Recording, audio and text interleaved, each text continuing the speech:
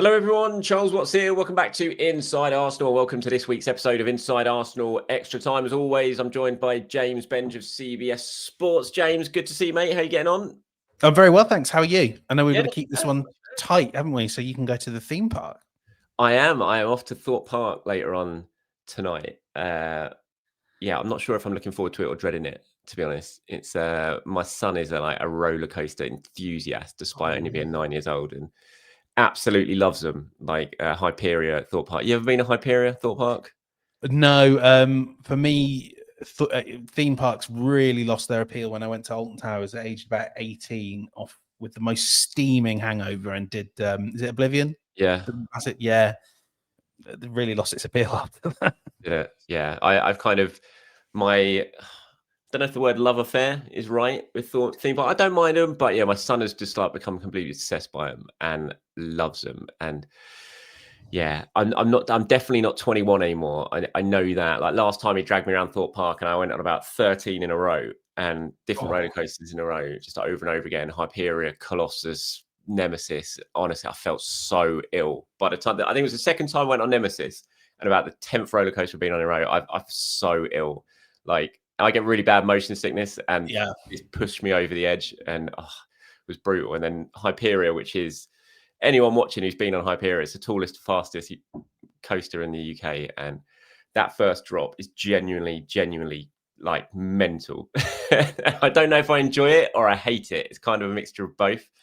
And last time I went on it, I looked to my right and I got my 9-year-old son, arms in the air, going like mad, screaming, smiling. And I'm clinging on for dear life to such an extent that I literally put my back out on it.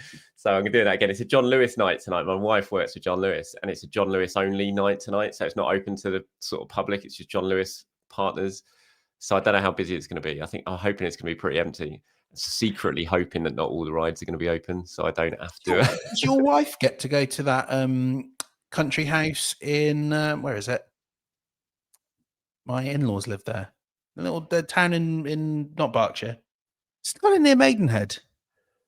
They've got like a posh sort of country house members club thing. Oh yeah. Odney Club in Cookham. Yeah, in Cookham. Yeah. Yeah, the Odney Club. Yeah, it's just down the road from where I am. It's a lovely place. You take the kids down there and to play down by the river and stuff. It's a very cool, very cool. My in-laws moved to Cookham like the start of the year. We might run into each other there. Yeah, no, it's a nice place, Odney Club. Nice place. Anyway, enough advertising. Free advertising for John Lewis. They don't pay. They don't sponsor me. So it'd be good if we put their advert in here now. YouTube just like here ad. Yeah.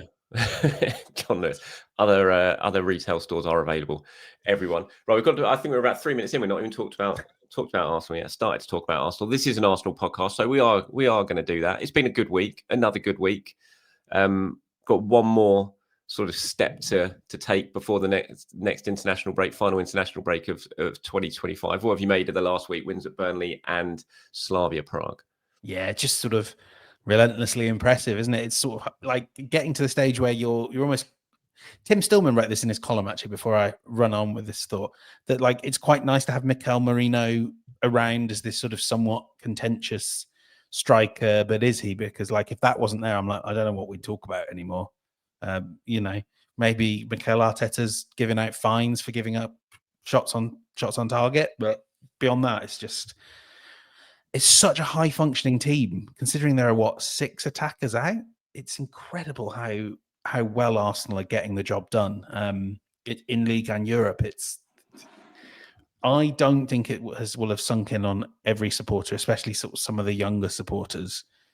Even in the good times, it was quite rare that it was like this, especially early in the season, just motoring along, kind of people trying to force controversy, but there isn't really any because your team's just really good. It's a strange but very enjoyable experience, I must say. Yeah, I kind of start every single post-match video review with pretty routine win. Yeah. It just feels like you're repeating yourself time and time again. No shots on target. No goals conceded. Well, we did have one shot on target. Boo against Slavia Prague.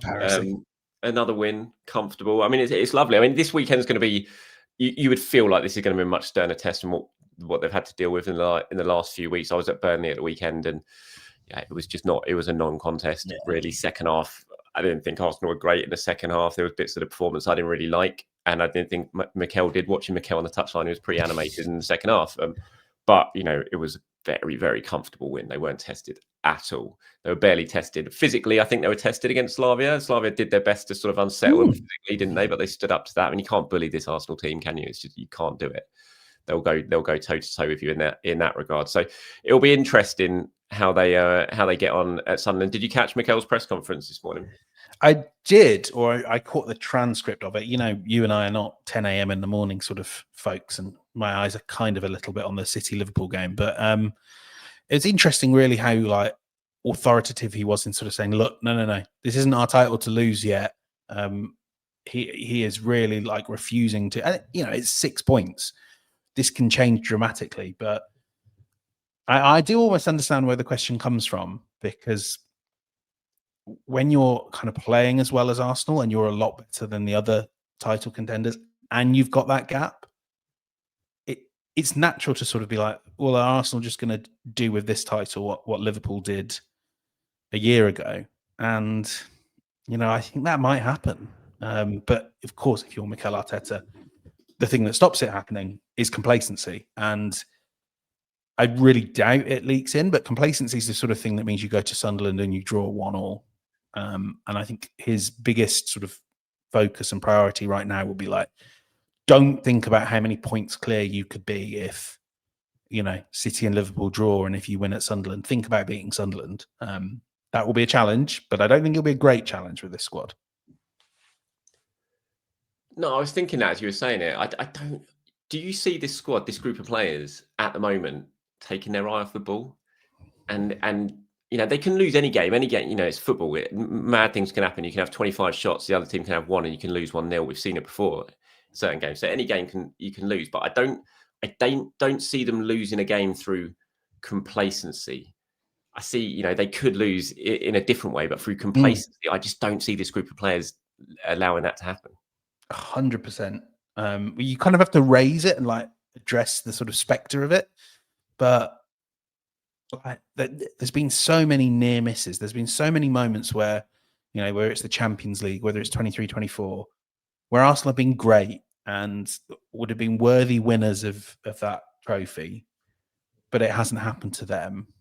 I can't believe they're anywhere near a mindset now of it's done, it's in the bag. No. You sort of get to know, not personally, but you get a sense of the character in this squad and the people that make up this squad. I can't imagine one of them would be anywhere near thinking this is in the bag. I think there will be a real motivation to hammer home their advantage, to sort of prove that they are one of the best teams in England, and to actually not just to be champions, but to be one of the great champions. Right now, the sort of been doing a little bit of this for an article that should be live on CBS by the time this gets published. And sort of, pace and points per game and all that. Right now, Arsenal are tracking at 95-point season pace. I don't think that will quite hold, but if you do that, you establish yourself as one of the great champions of English football. And I think that should motivate them. Win the title first, but then win it really well. I still struggle to even get my head around thinking about it that early. It is still just 10 games to go. Honestly, it's more about how bad Sunderland need to be to get relegated. And then you sort of throw in the Arsenal side of it. But the piece is really the germ of it was what needs to happen for Sunderland to go down. Yeah, I was talking about this with the boys yesterday, Sam and Simon, on the press pass show. Who do you view as Arsenal's biggest threat? What would your ideal result be in the City Liverpool game this weekend from an Arsenal point of view, do you think? Draw, I guess. And if one team's going to win, who do you want to win? I think Liverpool, though their ceiling is higher, almost game by game, it's hard to see them getting there. And even this season, I watched the Real Madrid game, they were excellent, but they were excellent by basically playing last season's football. I don't know that you can sort of jam Isak into that team. I'm skeptical you can jam Frimpong into that team as well if you want to sort of play this way. So, if I have to sort of ding what they could do in attack, and then I'm not trusting that defense at the moment either. So I would probably say you would pick Liverpool. City's numbers look better as well. Like their XG difference is quite all right. Liverpool's is fairly bad. I think they're more likely to drop silly points, whereas I think when you've got Haaland, you tend not to. You tend to just beat the teams that you're supposed to beat. Yes, that's all four of us have said. Yeah. We'd prefer Liverpool. If one team was going to win, we'd prefer Liverpool, and we're more worried about City from a title point of view. But again, I go back to it, and I said this on the show yesterday. I'm more worried about Haaland than I am about City, which and that's the thing. I think if Haaland were to pick up an injury that Havertz has had, or one of Arsenal's forwards has had, and was to miss a significant amount, like literally sort of 6 to 8 weeks, for me, I think that's his challenge gone. Yeah. Could you see them coping without him for 6 to 8 weeks and still being in a title race? No, nowhere near. I saw them as well and quietly impressed, but I don't even know who. From Marmoush, presumably, but we haven't seen Marmoush lead the line in almost any game. No. He's obviously had injury issues. There is no one else who even approximates a striker. He's off to AFCON as well, Marmoush, isn't he? Yeah. I mean, Foden is sort of inching back towards form. I wouldn't have had him in the England squad. It's just, if I honestly think even 3 to 4 weeks, if it's the wrong 3 to 4 weeks, without Haaland would just be, that would be it. That would be it. It's the most heliocentric elite team I've seen in the Premier League. Yeah, he is just operating on another level at the moment. So in terms of Arsenal and Sunderland this weekend, team news-wise, we heard from Mikel, none of the injured boys expected back for this game, which is no great surprise. I know he gave a little bit of a sort of cryptic answer to one of them, which has got people's hopes up that maybe one player coming back, but I don't see that happening. Jesus, good to see Jesus back in full training this week. Not just training, but actually full training, contact training with the squad. I mean, that's a massive step forward for him after what's been a really, really difficult time. So fantastic for him. Fantastic, hopefully, for Arsenal as well in the near future. Yeah, 2 weeks then. I think 4 weeks. Yeah, do you think? Remember when Timber came back? I just played 2 weeks of international break. But right, yeah. Sorry. Remember when Timber came back? He played. Did he play one 21s game or did he play 2? He scored a really good goal for the 21s against Blackburn, I seem to remember, on his return. So I reckon they'll try and get him a couple of 21s games before throwing him in. So maybe a month, maybe 6 weeks. Definitely 6 weeks, maybe a month. Well, I mean, we know what's on the horizon 6 weeks from now. And I think you would be kind of earmarking that period as it would really help if we've got Gabriel Jesus when we're playing Crystal Palace Sunday, Tuesday. This is why I was right. This is why you have to tank the League Cup, because it just does horrible things to your schedule like this. Yeah, but Gabriel Jesus coming back to play Crystal Palace, I mean, it's written in the stars.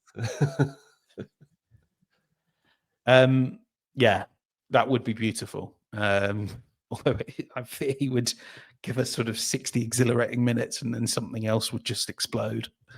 Quite possibly literally. I mean, I'm still so annoyed about this EFL Cup scheduling nonsense, and it is. Why are you annoyed? Talk to me. Why are you annoyed? I mean, mostly actually, there, as ever with these things, there are sort of selfish reasons.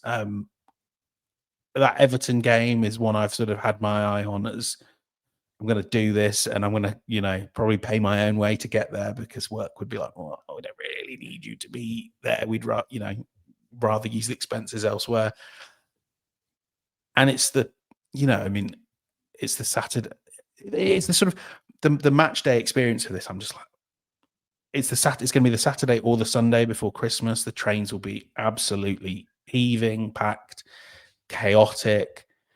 And I just think in those circumstances, I really appreciated and understood where Arteta was coming from, where he says he expects the game to be rescheduled to Saturday. But supporters at that time of year in particular would really like a little bit of certainty and a little bit of long-term view on what they should be making arrangements for. I know of several that have booked their trains up for that Sunday.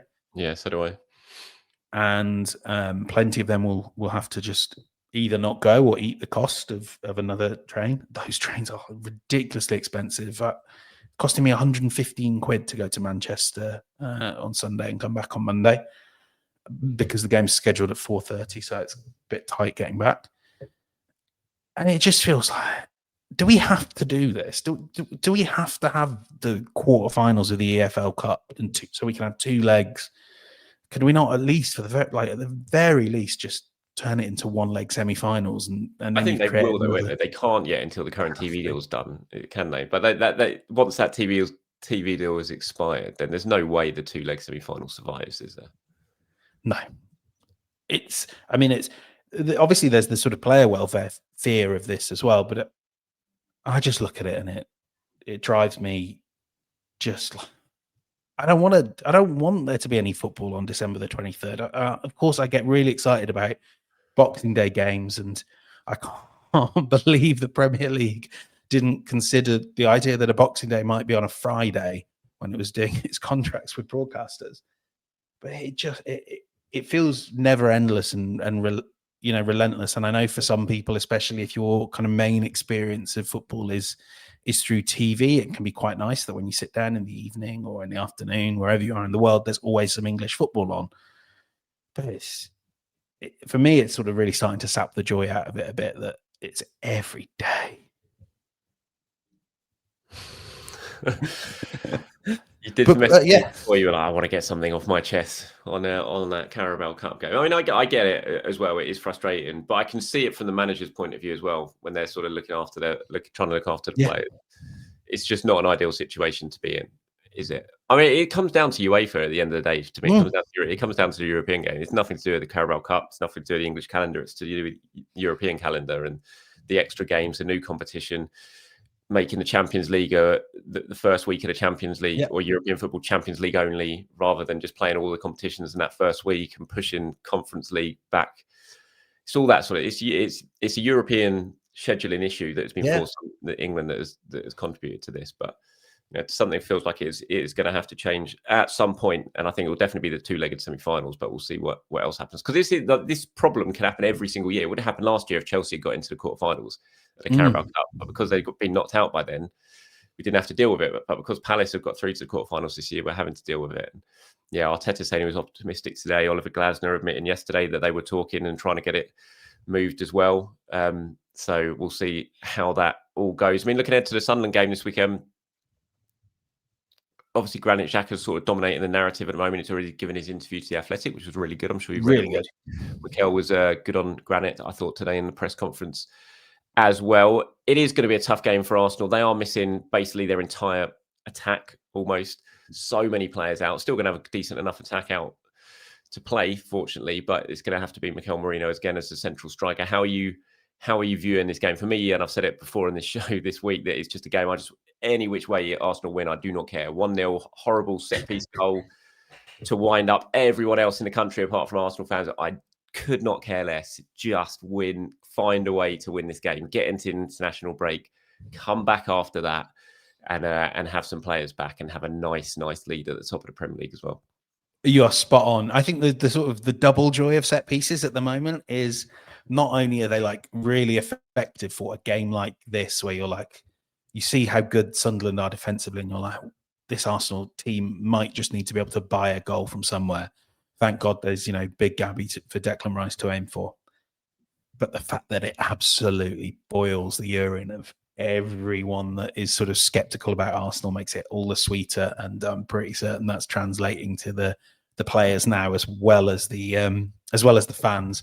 And that it already feels like it's a game for the big guys to win it at a set piece. Sunderland are really good. I think they're going to be without Omar Alderete, who's been a really good centre back for them, but that defence has been so strong. I think it's second best behind Arsenal, isn't it?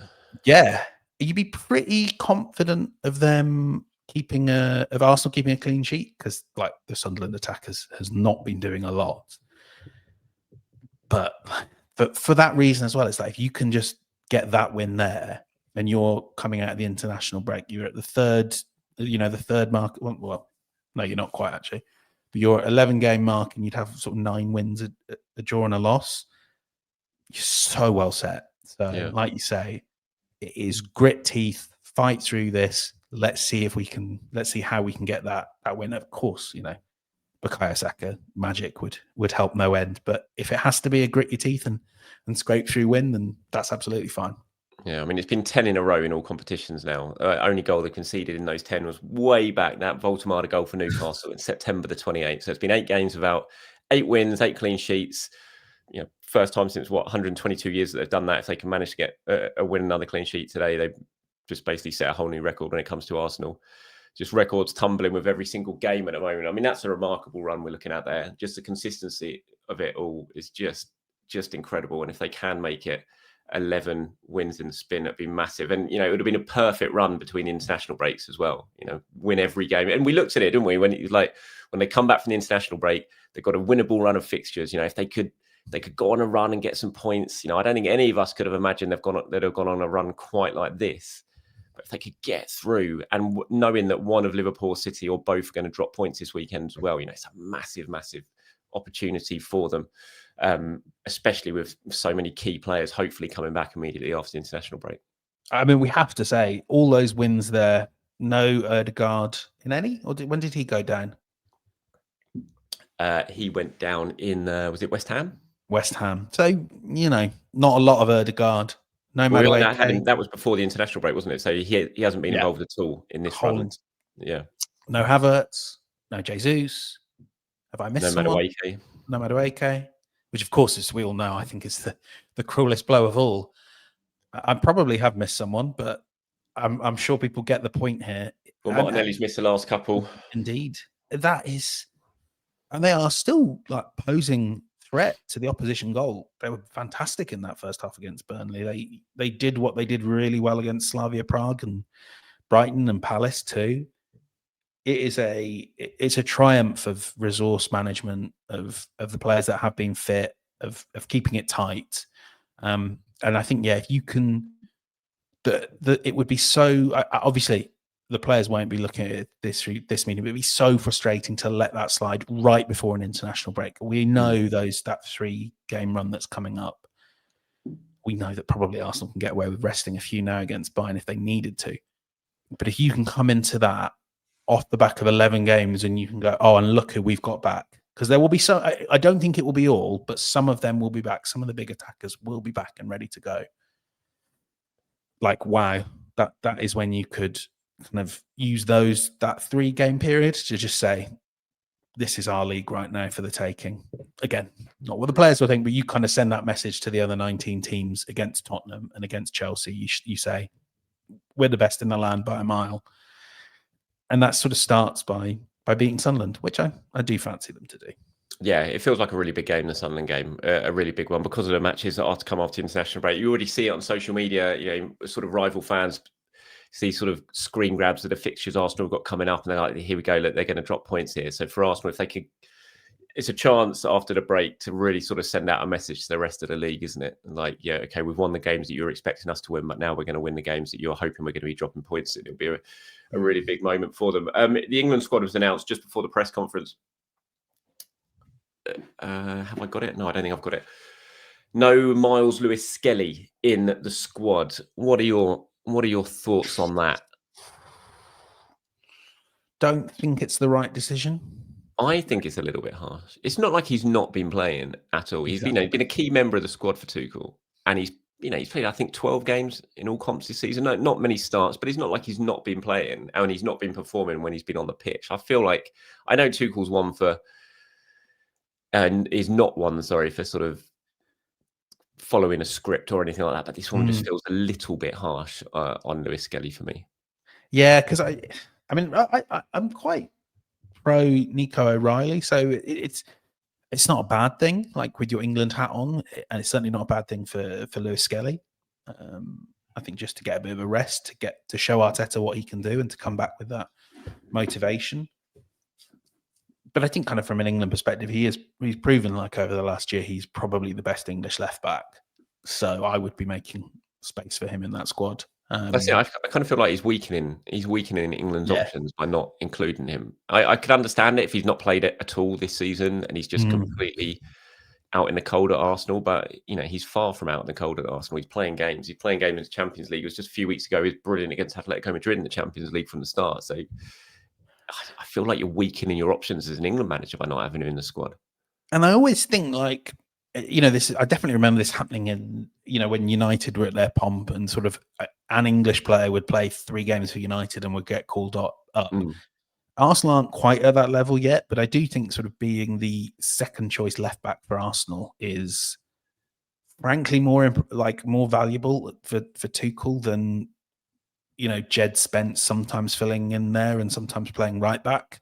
Again, I think Jed Spence is a good player, but I think I think Lewis-Skelly will go to the World Cup in the end, because what he offers you from that left back position is going to be so valuable.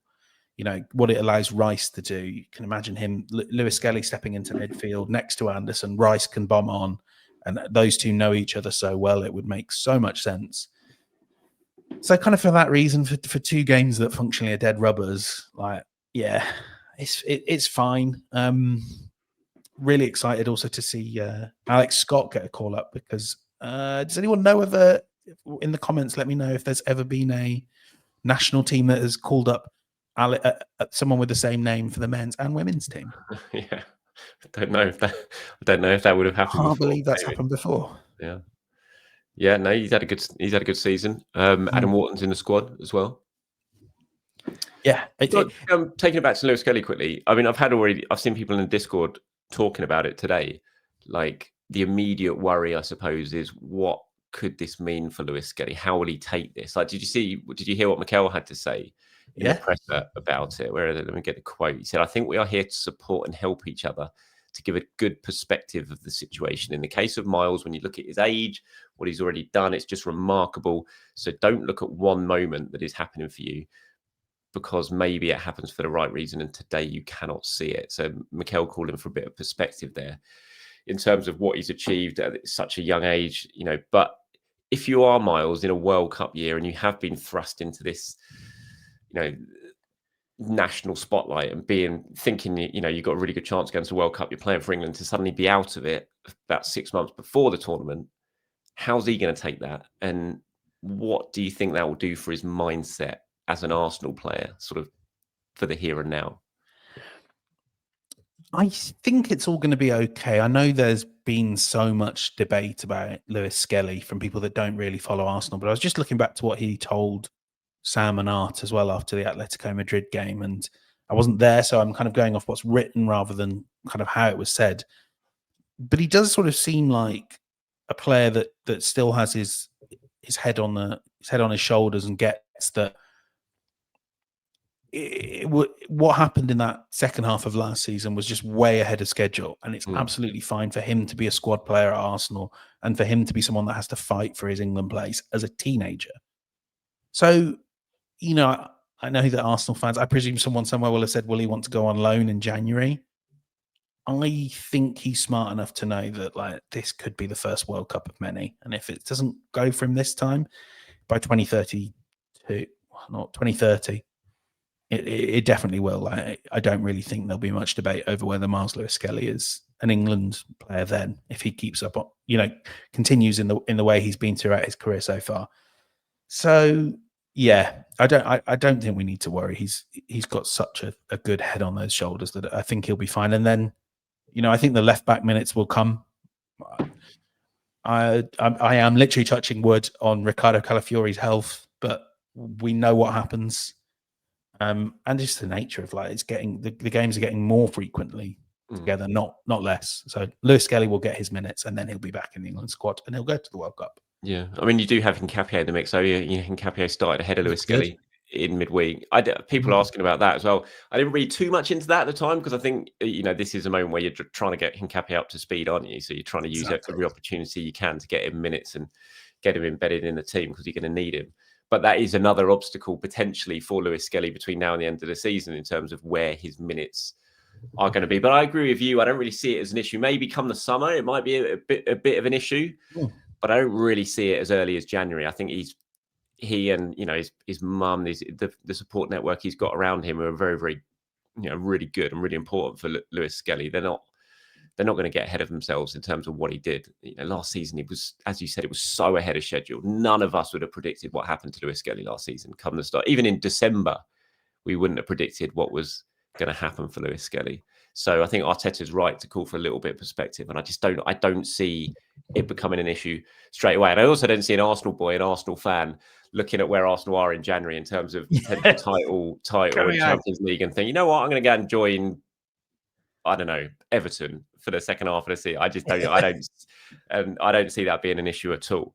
But it does raise the question, doesn't it, about where his minutes are going to come from over sort of more of a long-term thing in terms of what will we see that transition to midfield that so many people seem to expect we will see at some point with Lewis-Skelly. Will we see that earlier now with Hincapie's arrival? So I think it's going to be an interesting one to watch Lewis-Skelly over the next sort of 6 to 12 months at Arsenal. Yeah, it's all I probably, listeners that regularly listen are probably getting sick and tired of me saying this about Lewis-Skelly, but all the outcomes right now look like good outcomes. If he develops into a central midfielder based on sort of the ball security at the very least that we see from him, that will be great for Arsenal. If he, is second choice left back for a while, that will be great, because it probably means Ricardo Calafiori is still the most electrifying man in sports entertainment, which I'm firmly of the view he is. I don't think right now there's too much cause to worry, because it's going to be a little way down the line before we need to think about, he's not getting enough first team minutes, he needs to go for his career. Do you like that little wrestling?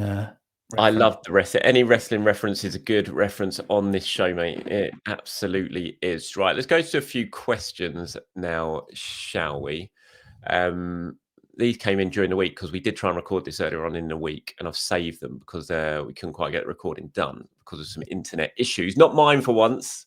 Internet issues on your side rather than my side for once. It's a nice position to be in for me. So I've saved some of these questions and we've got them here. There's a couple.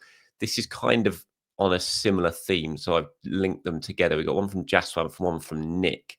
And Jaswant's talking about the midfield, and his question is, should we attack the market next summer for a sort of start midfielder to bolster our midfield? He's looking at Norgard and his age, I suppose, and talking about how can we afford to lose Rice for a long period. At the moment, he says Elliot Anderson, Belieber, Wharton could be available for a premium. Who would be your preferred choice and why? I think I know your answers to that already. And then Nick says, bearing in mind how big the squad is now, who do you think will be the next to leave Arsenal? Also, which position do you think will be looking at strengthening in the summer? Personally, I think the DM position will be the next to be looked at, with Rice playing 8 and Norgard being a stopgap solution due to age. Maybe a youngster there to develop over a year or two. So kind of a similar theme. So looking at the midfield, maybe long term, what are your thoughts on it? And if in a summer when I'm not expecting Arsenal to do major business next summer, if they are going to do some business, do you think midfield might be the area that they look at? Yeah, I like it as a suggestion. And I think there is a degree of truth to it. I thought Norgard was all right against Slavia Prague. Any disagreement there? No, I thought we did well. And I'm perfectly happy with sort of all right from Christian Norgard, who probably, like, realistically is Arsenal's third choice DM, because for the big games, if Zubimendi wasn't available, you would probably stick Declan Rice there, I think. Yeah. But I mean, I think when you look at the age profile, Mikel Merino is not the youngest. Christian Norgard as well. We knew that was really a stopgap. And we know that last summer they sort of almost had these two paths that they were considering taking. One was get someone a little bit younger than Zubimendi.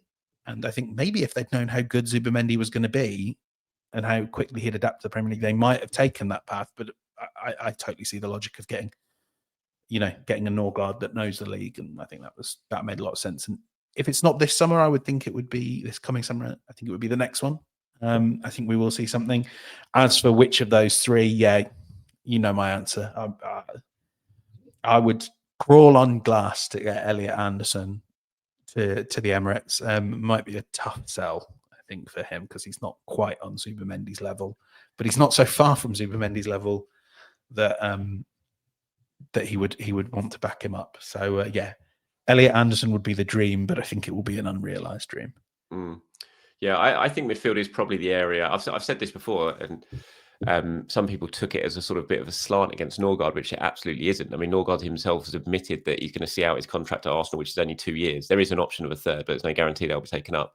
And then he's going to go back to Bromby. So Arsenal are going to have to, sort of look in terms of long-term planning for that position at some point. And I do think next summer, when I look, defense, they're not really going to have to do anything in defense next summer, are they? They're not. And I know we kind of laugh about it, go, well, they will anyway. Mikel will sign a left back. But really, when you look at the options defensively, unless maybe Ben White moves on in the summer, which I think could be an option, they might have to do something there. But I don't see much happening in defence. I don't really see much happening in attack, considering what they've just done last summer in attack. So I think midfield is the one position, and it would be a bit of sort of future-proofing for the midfield. I don't really see that involving players such as Elliot Anderson, Belieber or Wharton, though. I don't think... Like you said, I think that'd be an incredibly tough sell, considering that Zubimendi and Declan Rice are already in the positions that they are in the midfield. I think it would be more of a potentially a sort of Christian Mosquera type signing, that sort of profile, which again, as you suggested, there was a chance that was going to be where the route they went down this summer before they ended up getting Norgard as well. I think it was a Gume at Sevilla they were looking at as well as a potential option, wasn't it? So, I do think, in answer to your question, Nick, it will probably be a midfielder if they do go down into the market this summer with sort of for a significant deal. But just one, I don't think it will be Elliot Anderson, Belieber, or Adam Wharton, much to James Bench's disappointment. I mean, you wouldn't say no to Adam Wharton either, would you? I'd be delighted. I really like Adam Wharton. I think I'm more in the Adam Wharton camp than I am in the Elliot Anderson camp, I have to say. Not for the first time we disagree on football. Elliot Anderson is just a superstar.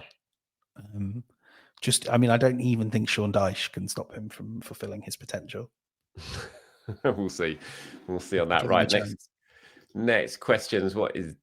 These are Jamie and Jeff, and this is about injuries. Jamie says, I wonder what your views are on the number of attacking injuries we seem to be getting. Do you think it's something to do with Mikel's style of play and reliance of the attacking three to run the channels, be physical with defenders? Any other things you've noticed?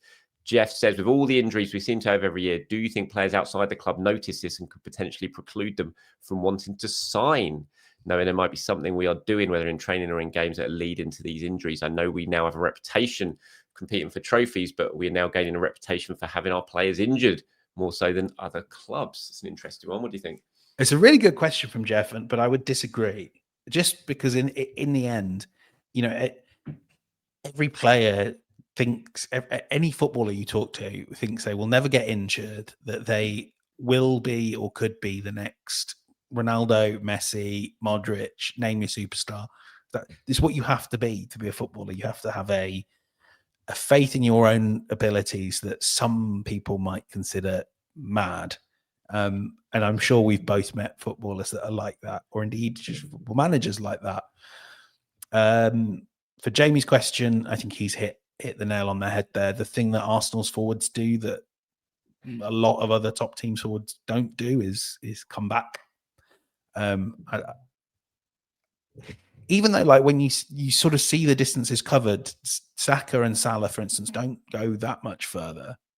But, there are a lot of high intensity sprints that are asked of players like Saka, Martinelli, and it will be Madueke. And then when you see where the injuries are, a lot of them are more muscle injuries, aren't they? So, you take your blows like that because it wins your football matches as well. Yeah. So you just deepen out your squad and that's probably the way to manage it.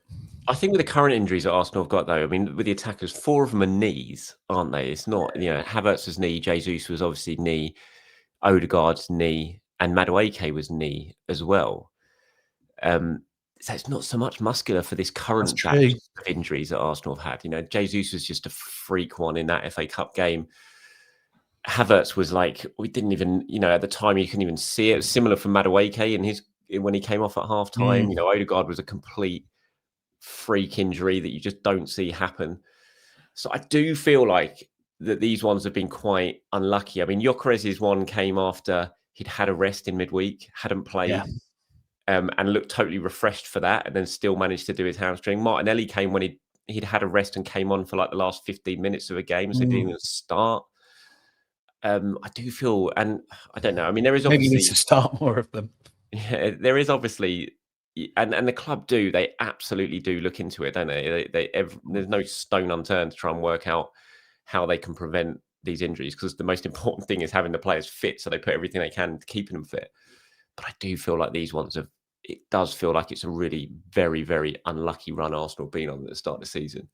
And I think with Madueke as well, he came straight from a summer of playing in the stupid Club World Cup. And a lot of, you look at Cole Palmer, for example, is in a similar situation at the moment and is struggling because of that. So yeah, and I don't see there's any way. I agree with you in terms of Jeff's one, that I don't see any club, if Arsenal come knocking for them and saying, look, do you want to come play for one of the best clubs in the world right now? They're going to go, no, I think I might get injured. I don't see that coming into the equation when they're sort of considering whether to move or not. We got one from Carlo now.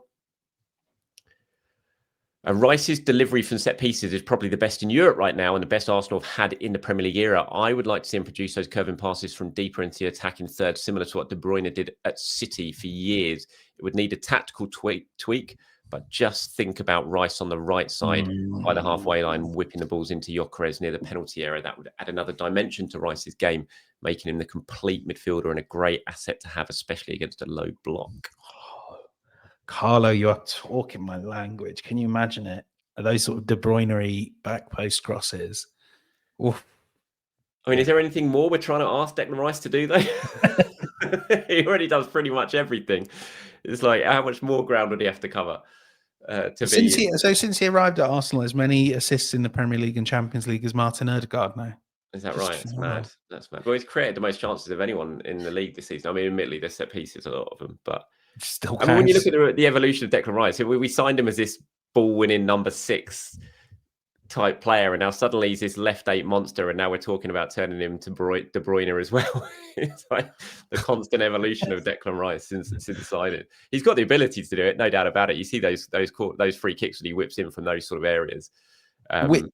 Do you prefer the sort of would you prefer Rice on the right hand side doing the sort of De Bruyne ones, or just from an aesthetic perspective, the same position on the left, and then more sort of flying into that corridor of uncertainty? You know, where it sort of might go in. Oh, the free kick he put in for Gabriel against Atletico Madrid, wasn't it? It was just sensational. And the one for Marino for the Newcastle equaliser, when they're taking the short corner and he sort of just whipped it, didn't he, to the near post. It was.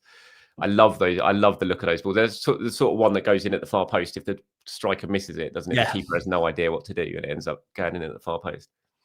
I part of the reason I go to as many Arsenal games as I do, probably more than my editors would like me to, is I just can't stand the thought of not being in the ground when either like a cross from a free kick, but especially when a corner goes in.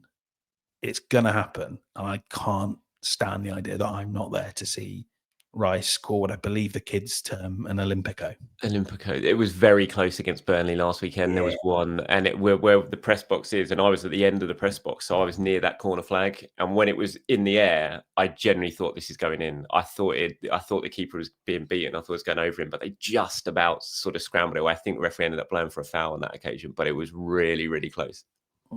It is. I agree. I think it is going to happen. I think it's inevitable. The way he whips it in and the pressure the keepers are under, one of them will miss one and it will nestle in at the far post. Although knowing Gyökeres or Gabriel, they'll make sure they bundle it in somehow. Don't give it to Declan Rice. Didier now has got in touch, says, hi both, thank you for your informative shows, no worries. He said, it looks like Eze is taking time to fit into Arteta's system. Do you think this has had an impact on Saka's impact on games when Eze also seems to not be progressing the ball enough in that advanced 10 role? And as much as I wanted Odegaard to be more advanced, maybe the best system for Arteta is for a number 10 dropping a bit deeper. Really good questions this week. I think Didier is right there that sort of right 8 thing that is really now more of a 10. It's felt like it hasn't quite been often enough that player is there with Saka and giving him. And even though Saka's been always good and, against Fulham, for instance, exceptional, it sort of feels like there's maybe 10% that's sort of left on the table that Arsenal could get more of.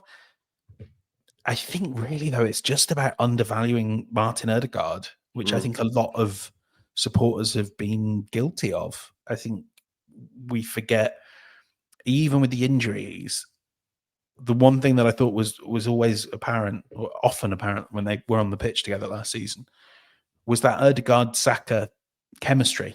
And you can't. There's never a guarantee you can replicate that, because it would take as a months, years, just to learn like where Saka wants the ball, when he wants the ball, where he should stand, so that Saka can have options to both come inside and go outside.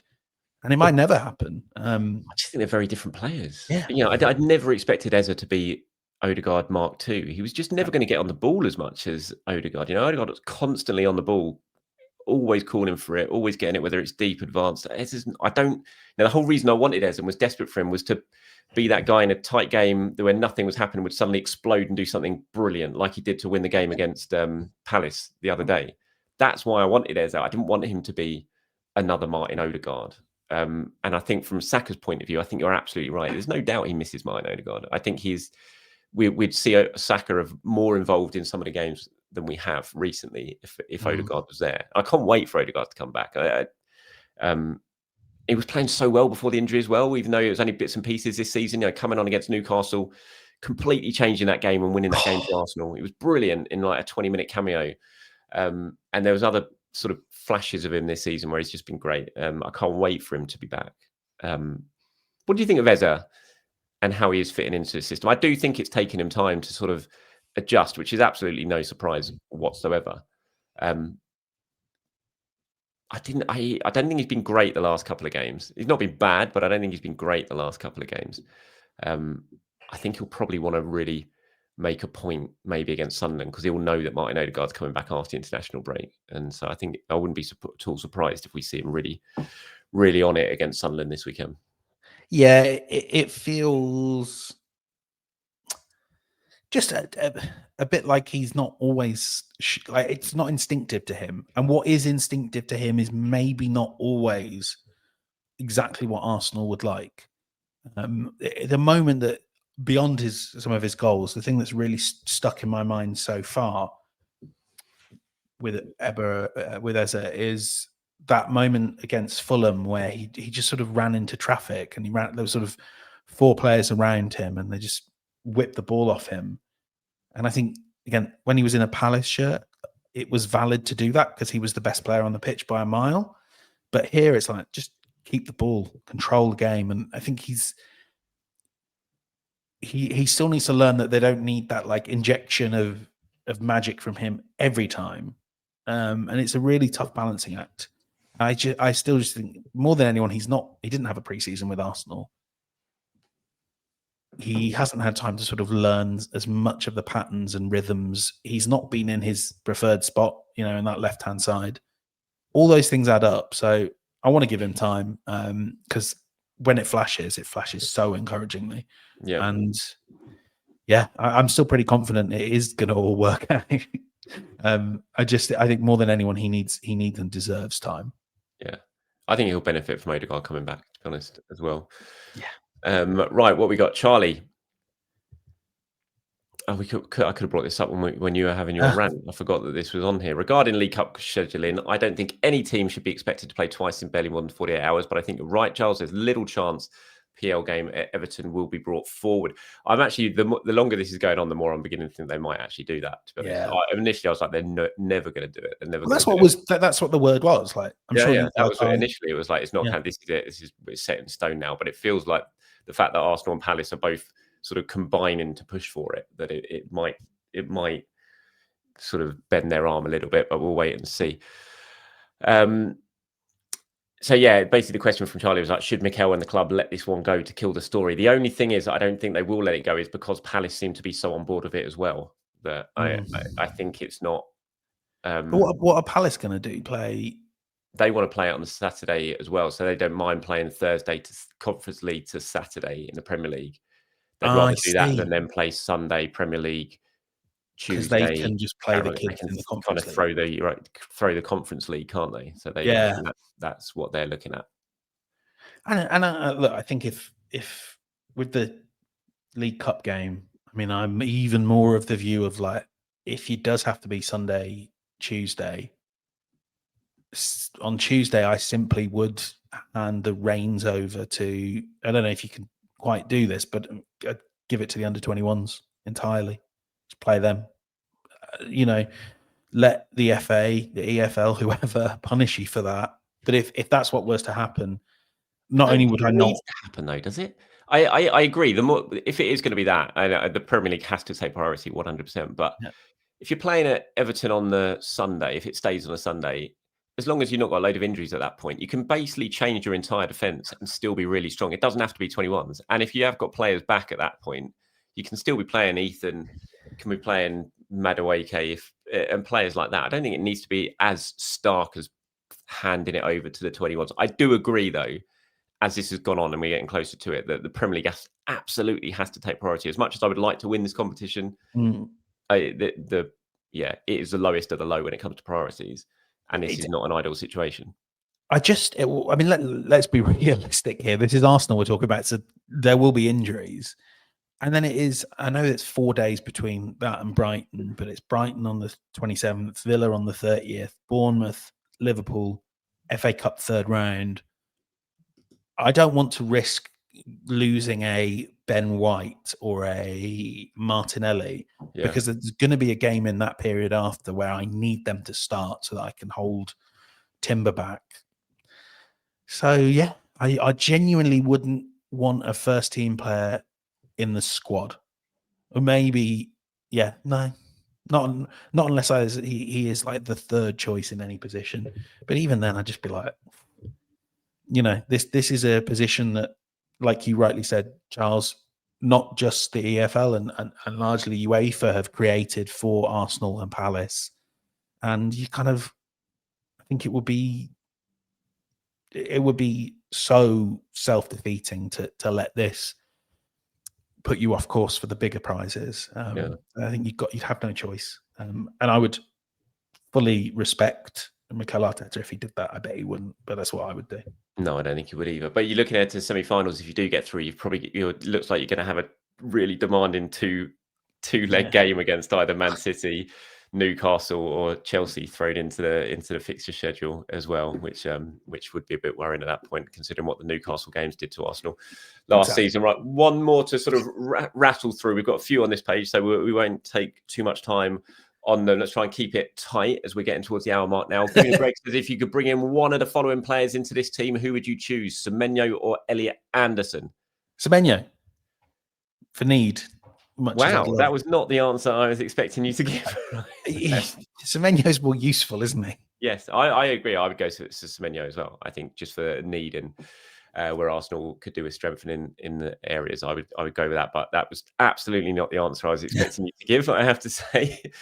Slightly strange John says, hey chaps, would you rather line up the best 11 to win versus Bayern or to win the 2 Premier League games either side of that? Spurs 2 days before and Chelsea 3 days after, bearing in mind we are pretty much guaranteed a top 8 finish in the Champions League. I don't think we're guaranteed a top 8 finish in the Champions League. I think at a halfway stage that's too early to probably be say fine that. with 4 points though. Huh? You probably only need 4 points and playing Kairat. So I would rest the team for Bayern.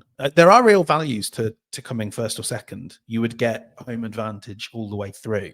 Yeah. But no, I right now it's sort of the opportunity of the Premier League. I think I would be rotating a fair bit for the Bayern game. Would you? Yeah, I mean, Spurs and Chelsea absolutely in my mind are more important than Bayern. As much as I would love that's what I mean. As much as I would love to beat Bayern, yes, I think Spurs and Chelsea have to take priority in that run of games. But I still think Arsenal, with the squad they've got, if everyone's fit, if we've got a lot of players back by that point, you can rotate to such an extent that you're not drastically weakening yourselves for any of those games. So you could still give all 3 teams a good run for their money. But yes, I prioritise Premier League. Max says, should Arsenal have tried to bring back Xhaka in the summer instead of signing Norgard? If Arsenal had tried, do you think Xhaka would have realistically been convinced to come back? No. Yes and no.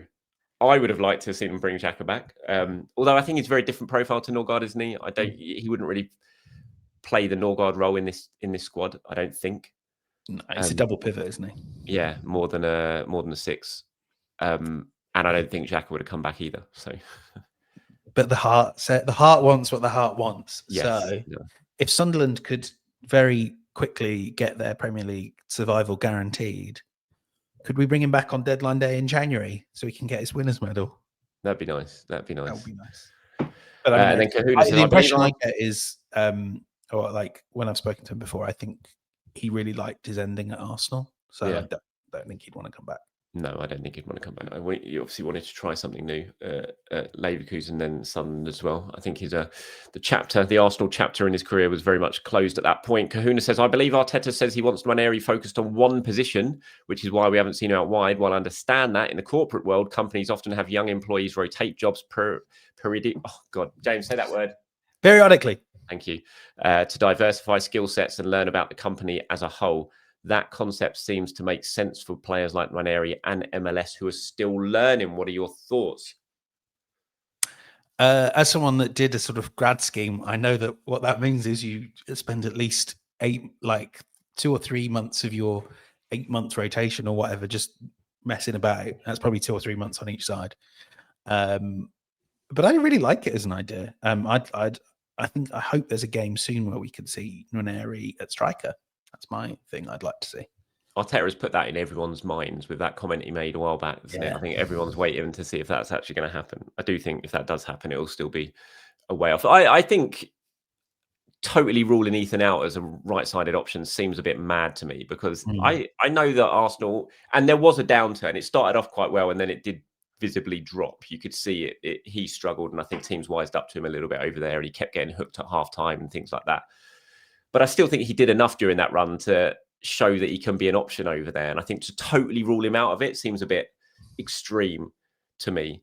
But then again, I suppose maybe that's how they want to see Max Dowman get some minutes between now and the end of the season if they want to do that.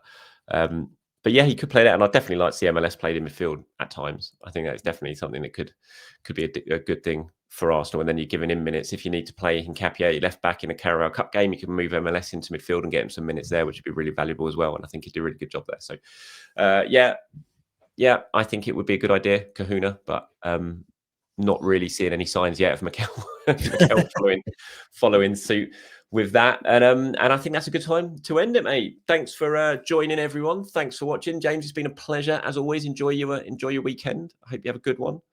And yeah, we'll be back next week during the international break, of course, to do it all over again. Take it easy, everyone. Thanks for watching. Bye-bye.